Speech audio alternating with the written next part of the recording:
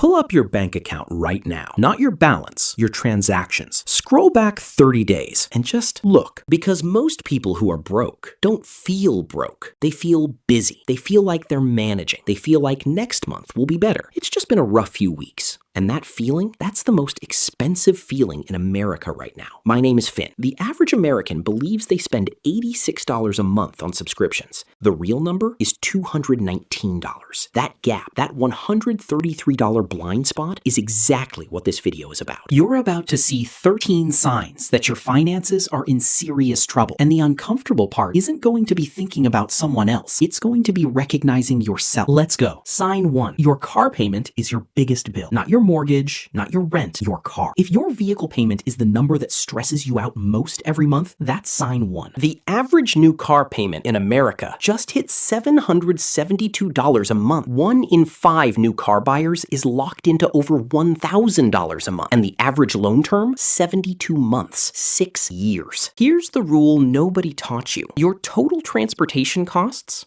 payment, insurance, gas, maintenance, should be no more than 15% of your take-home pay. If you're over that, you're not driving a car. The car is driving you. Sign 2. You upgrade before you pay it off. New phone every year. New car every 2. New laptop before the old one dies. You think you're upgrading. You're not. Over 27% of people trading in a car in 2025 owe more on it than it's worth. The dealer doesn't tell you that. They just roll the difference into the new loan and hand you a fresh key. So you're starting your new loan already $7,000 in the hole. And it feels like nothing because the monthly payment looks almost the same. That's not an upgrade. That's a trap wearing a new car smell.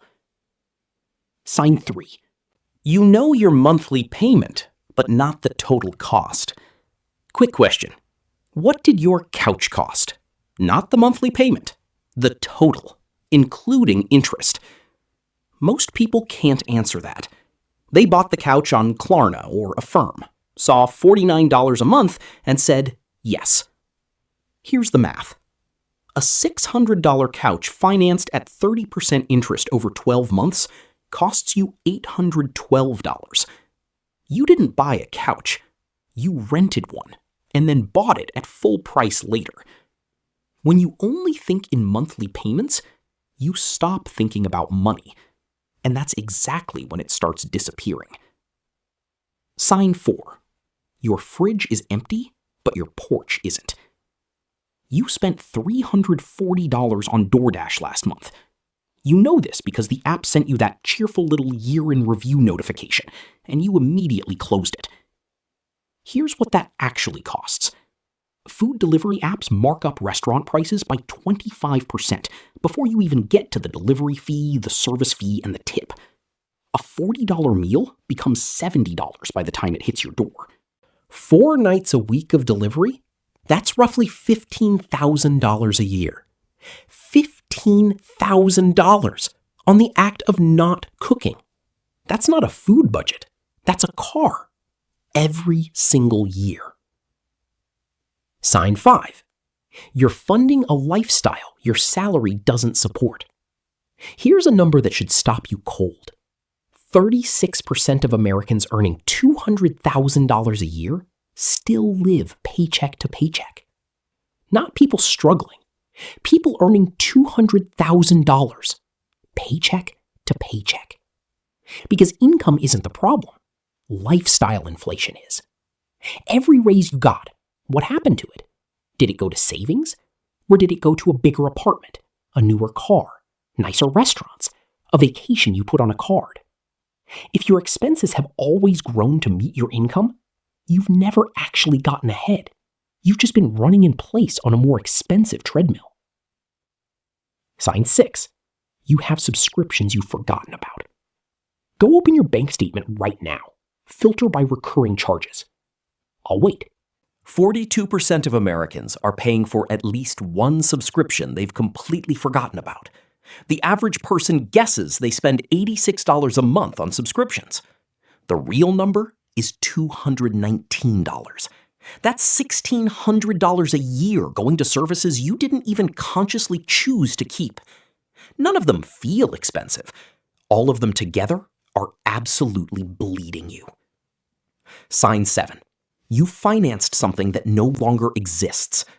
Are you still paying for a vacation you took 8 months ago? A dinner you put on a card in March? A concert from last summer? The experience is over. The memory is fading. The balance is not. When you carry a credit card balance, you're not just paying for things. You're paying for things plus time. And time is the most expensive ingredient in any purchase. That $1,200 vacation at 24% interest that you're slowly paying off, by the time it's gone, you paid $1,400 for it, and you can barely remember half of it. Sign 8. Your emergency fund is a vibe, not a number. 37% of Americans cannot cover a $400 emergency without borrowing money or selling something.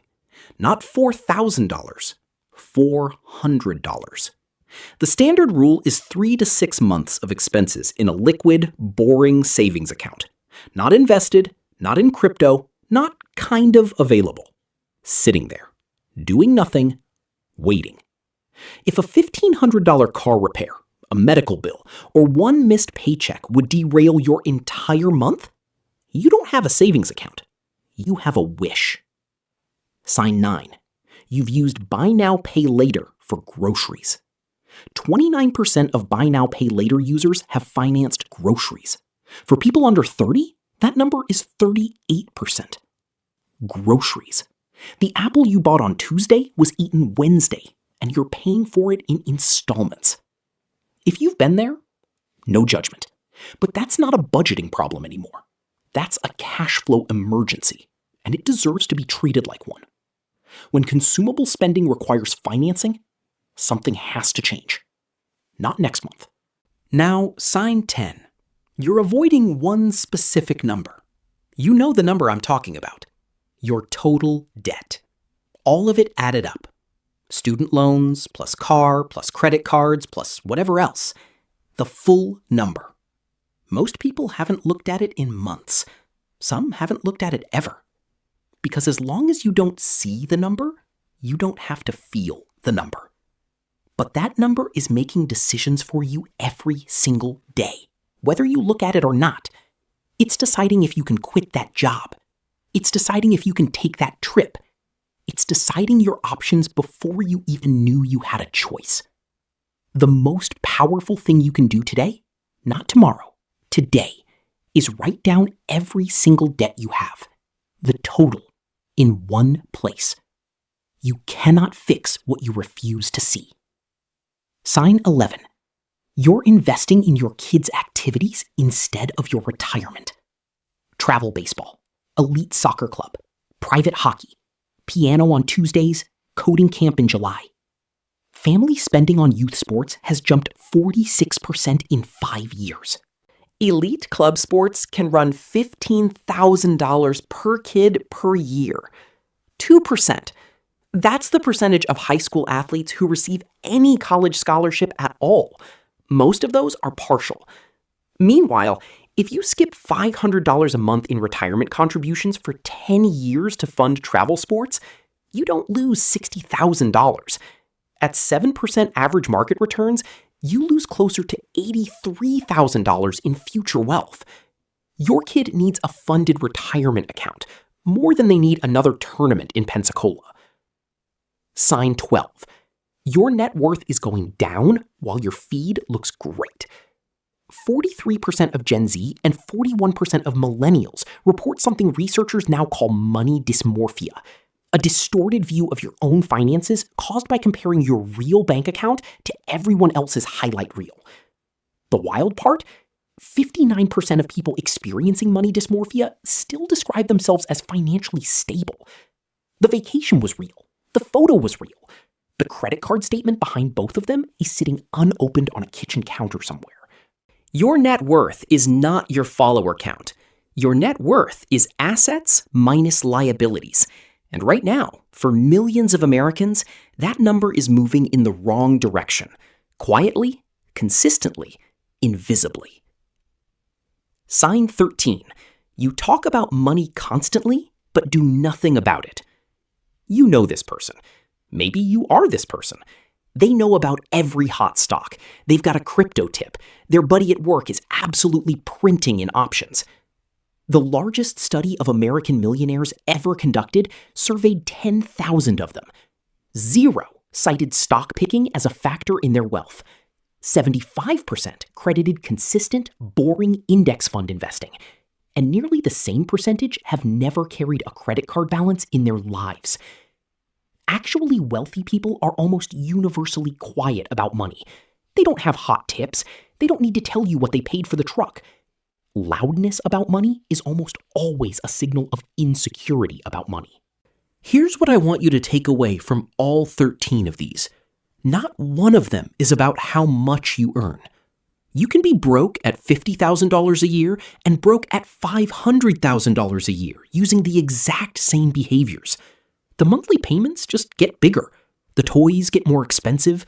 The debt gets quieter and heavier. The fix isn't a raise. The fix isn't a side hustle. The fix is seeing your situation clearly, maybe for the first time, and making one different decision this week than you made last week. Cancel the subscription you forgot about. Look at the total debt number. Move $100 to savings before you spend it. The person winning is the one watching a video like this on a Tuesday night and actually thinking about it. That's you, so do something with it. If this hit close to home, drop a comment with which sign surprised you most. I read every single one. And if you're not subscribed yet, you probably should be. New video every week. No fluff, just the stuff that actually matters. I'm Finn. I'll see you next week.